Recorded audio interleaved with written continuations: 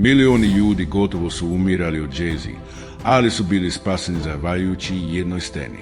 Ne možeš ni zamisliti da samo jedna stina može spasti čitav narod. Pod usijanim suncem bili su neizživo žedni. Usne su im pucale, a nisu mogli naći ni jednu kap vode. U očajanju, Bog je zapovedio vođi da udari stenu svojim štapom. Po ljudskom razumu to je bilo nemoguće, ali je on poslušao Boga. Kada je štak udario u stenu, izbila je čista voda i ugasila žeđ milionima ljudi. To je čudesno delo koje Moj je doživio dok je vodio narod Izraelja. Kao što je zapisano u Isaija 43:19.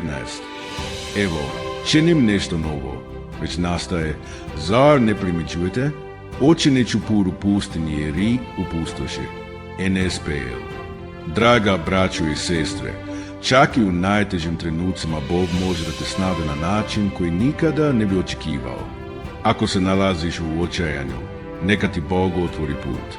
Napiši amen i podeli ovo čudesno svjedočanstvo.